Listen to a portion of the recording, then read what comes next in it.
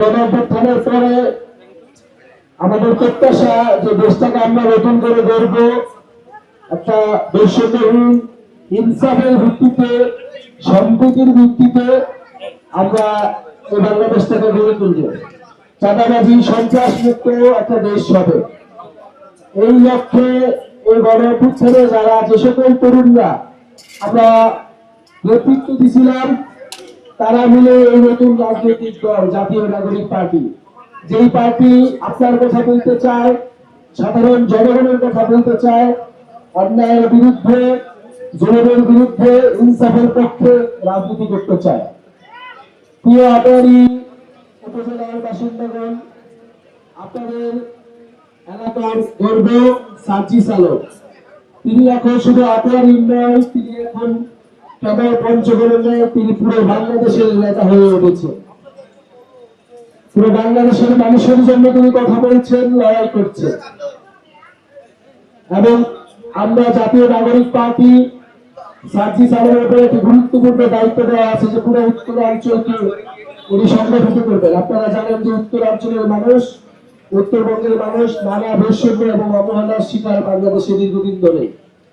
সার্জিস আলম তার বক্তব্যে বললেন যে আটোয়ারী উপজেলার সমস্যাগুলো কি, এবং গণঅভ্যুত্থানের পরে ফ্যাসিস্টের পতনের পরে আবারও নতুন করে চাঁদাবাজি এবং সন্ত্রাস, মাদক ইত্যাদি আবার শুরু হয়েছে। যুব সমাজকে আবার অধঃপতনের দিকে নিয়ে যাওয়া হচ্ছে। আমরা কি এটার জন্য গণঅভ্যুত্থান করছিলাম? আমরা কি এই দেশ, এই বাস্তবতার জন্য স্বৈরাচারের পতন ঘটাইছিলাম? আমরা ঘটাই নাই। আমরা চাই যে বাংলাদেশের প্রত্যেকটি উপজেলা, শুধু আটোয়ারী নয়, প্রত্যেকটি উপজেলায় আমরা সন্ত্রাস মুক্ত, চাঁদাবাজ মুক্ত একটা এলাকা গড়ে তুলব, এবং সেই জায়গায় যুব সমাজ সবচেয়ে গুরুত্বপূর্ণ ভূমিকা পালন করবে। আপনারা যারা মুরব্বীরা আছেন, আমাদের মা বোনেরা আছেন, তারা আমাদেরকে সহযোগিতা করবে। জাতীয় নাগরিক পার্টি হিন্দু মুসলিম ধর্ম নির্বিশেষে সকল মানুষের কথা বলতে চায়।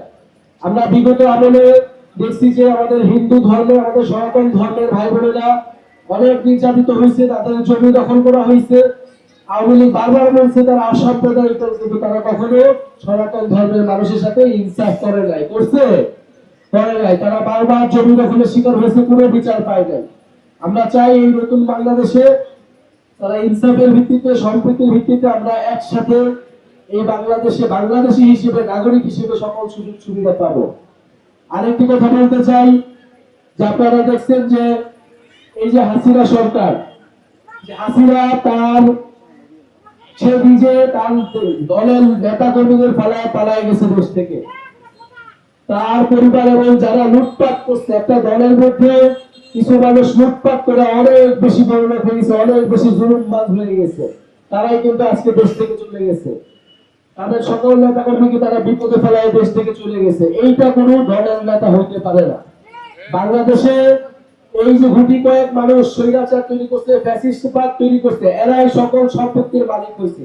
এই একটা মাত্র পরিবার, মুজিব পরিবার, এরাই সকল সম্পত্তি দেশের মালিক, দেশের জমিদারি নিয়ে নিয়েছিল। ফলে আমাদের এই জমিদারির কথা ভাবছি আমরা গণঅভ্যুত্থানে, নতুন করে যদি কোনো জমিদারি কথা, নতুন করে কোনো স্বৈরাচার ফ্যাসিস্ট চাঁদাবাজ তৈরি হয়, তার বিরুদ্ধে আমাদের লড়াই করতে হবে, তার বিরুদ্ধে কথা বলতে হবে। এবং এই লড়াই, এই সংগ্রাম আমাদের অবশ্যই আটোয়ারী উপজেলা থেকেই শুরু করতে হবে। আবারও আমরা বাংলাদেশে যাতে নতুন করে কোনো ভয়ের সংস্কৃতি আমরা তৈরি না করি। যদি কোনো অন্যায় দেখেন, যদি কোনো জুলুম দেখেন, আপনাদেরকে প্রতিবাদ করতে হবে, তারা কথা বলতে হবে। আপনাদের এলাকার নেতা সার্জিস আলম পুরো গণঅভ্যুত্থানের নেতৃত্ব দিচ্ছে, বাংলাদেশের মানুষের পক্ষে কথা বলছে। মানে আটোয়ারী উপজেলার প্রতি বাংলাদেশের মানুষ কিন্তু তাকায় থাকবে যে এই উপজেলা কত ভালো চলে, এই উপজেলা কত শান্তি এবং কত প্রতিবাদ থাকে এই উপজেলাতে। আপনারা কি সেই প্রতিবাদ চালাতে পারবেন? সার্জিস আলমের সাথে থাকবেন আপনারা? সার্জিস আলমের সাথে থাকবে, হিন্দু মুসলিম নির্বিশেষে সার্জিস আলমের সাথে থাকবে। আপনাদের উপজেলা কোনো নেতা আছে? পঞ্চগড়ের কোনো নেতা আছে? বাংলাদেশের নেতা আছে? সেই নেতা সবাই বলো, সবাই বলো,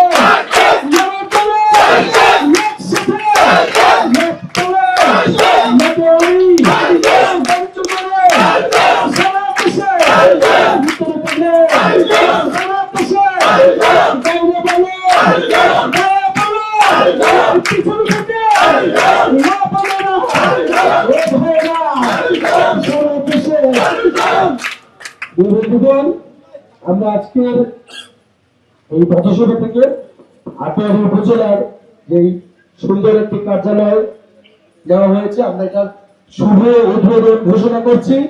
ইনশাআল্লাহ প্রত্যেকটি উপজেলা, প্রত্যেকটি গ্রামে ওয়ার্ডে এনসিপির সাংগঠনিক বিস্তার হবে, অফিস হবে, আমাদের কমিটির কার্যক্রম চলছে। আপনারা যদি মনে করেন জাতীয় নাগরিক পার্টি এই গণ অভ্যুত্থানের নেতৃবৃন্দ মানুষের পক্ষে কথা বলছে, মানুষের সাথে থাকছে, আপনারা যদি সে আস্থা পান, অবশ্যই আমাদেরকে সহযোগিতা করুন, আমাদের হাতকে শক্তিশালী করুন। আপনারা আমরা মিলেই বাংলাদেশ, এবং এই বাংলাদেশ, এই যে নতুন স্বাধীনতা, এটা আমাদেরকে যে কোনো মূল্যে রক্ষা করতে হবে। আসসালামু আলাইকুম।